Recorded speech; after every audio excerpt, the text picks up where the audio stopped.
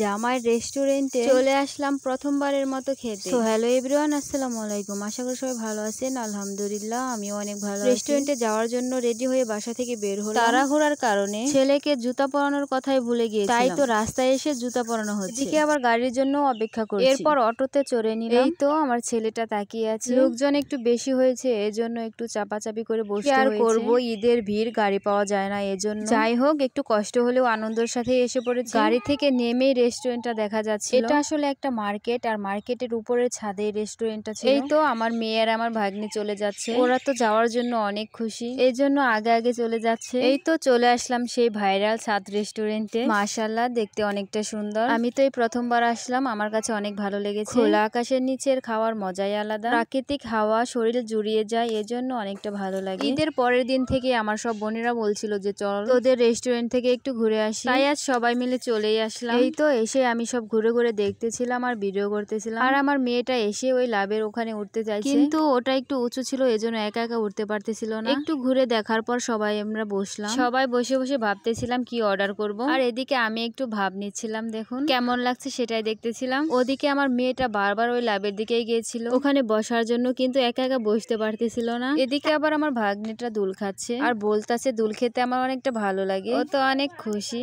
এদিকে অবশেষে আমার মেয়েটাও লাভের ওখানে বসে পড়েছে এজন্য অনেকটা খুশি। এদিকে আমিও আবার একটু দুল খাচ্ছিলাম, আবার আমার মেয়েটাও দুল খাচ্ছে। অন্যদিকে আমার হাজবেন্ড আবার আমার বোনদের এসে জিজ্ঞেস করতেছিল যে কি খাবেন, কি অর্ডার করবেন। এরপর আমার বড় আপু মেনু কার্ড দেখে চয়েস করতেছে কি খাবে, আবার আমার মেজো আপু দেখতেছে কি অর্ডার করবে, কি খাওয়া যায়। এদিকে আমার ছেলেটা এখনো ঘুমিয়ে আছে। কিছুক্ষণ বসে থাকার পর আমার ছেলেটা ঘুম থেকে উঠে বসে পড়েছে। ঘুম থেকে উঠেই সবকিছু দেখছে। ঈদের ভিড়, লোকজন বেশি, এজন্য খাবার দিতে একটু লেট হইতেছিল। দেরি হওয়ার কারণে তো এদিকে বাচ্চারা খেলা শুরু করে দিয়েছে। 30 মিনিট বসে থাকার পর একটা করে মজু দিয়ে গেল আমাদের সবাইকে। বাচ্চারা তো এতেই খুশি, ওরা খাওয়া শুরু করে দিল। এরপর সবাইকে খাবারও দিয়ে গেল। এই তো ওরা খাওয়া শুরু করে দিয়েছে। প্রথমে বার্গার অর্ডার করেছিল, এজন্য বার্গার দিয়ে গেছে।